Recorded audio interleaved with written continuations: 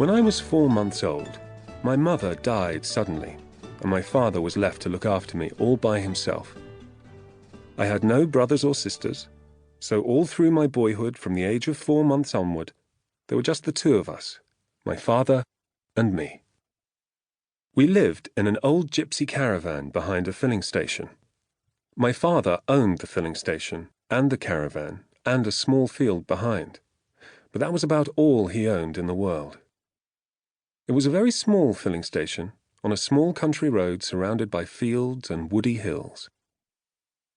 While I was still a baby, my father washed me and fed me and changed my nappies and did all the millions of other things a mother normally does for her child. That is not an easy task for a man, especially when he has to earn his living at the same time by repairing motor car engines and serving customers with petrol. But my father didn't seem to mind. I think that all the love he had felt for my mother when she was alive, he now lavished upon me. During my early years, I never had a moment's unhappiness or illness. I was now a scruffy little boy, with grease and oil all over me, but that was because I spent all day in the workshop helping my father with the cars. The filling station itself had only 2 pumps. There was a wooden shed behind the pumps that served as an office. There was nothing in the office except an old table and a cash register to put the money into. It was one of those where you pressed a button and a bell rang and the drawer shot out with a terrific bang. I used to love that. The square brick building to the right of the office was the workshop. My father built that himself with loving care, and it was the only really solid thing in the place. "We're engineers, you and I," he used to say to me. "We earn our living by repairing engines, and we can't do good work in a rotten workshop."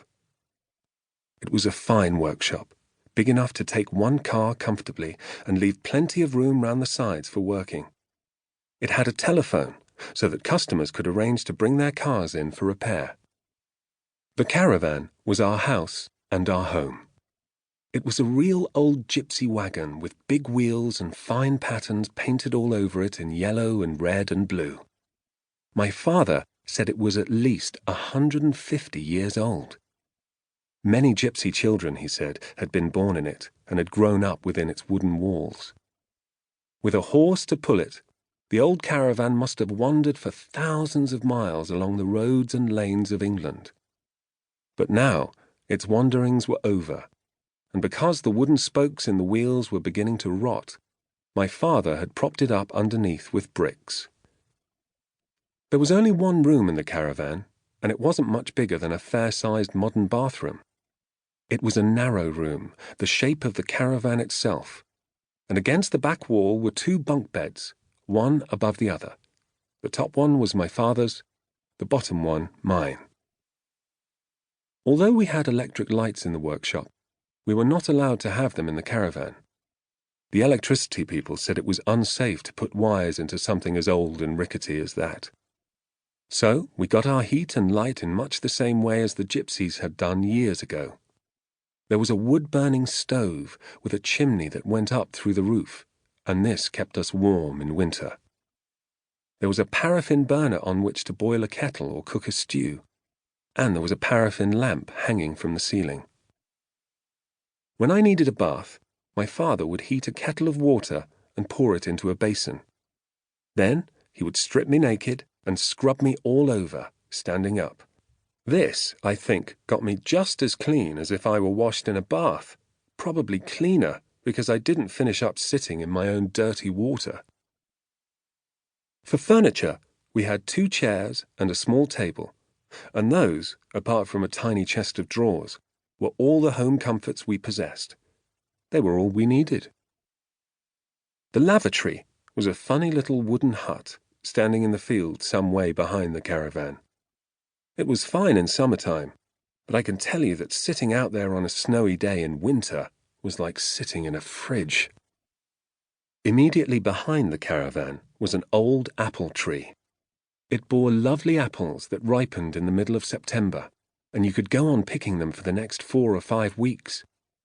Some of the boughs of the tree hung right over the caravan, and when the wind blew the apples down in the night, they often landed on our roof.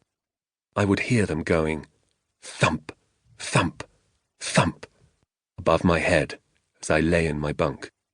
But those noises never frightened me, because I knew exactly what was making them. I really loved living in that gypsy caravan. I loved it especially in the evenings, when I was tucked up in my bunk and my father was telling me stories. The paraffin lamp was turned low, and I could see lumps of wood glowing red-hot in the old stove, and wonderful it was to be lying there snug and warm in my bunk in that little room. Most wonderful of all was the feeling that when I went to sleep, my father would still be there, very close to me, sitting in his chair by the fire, or lying in the bunk above my own.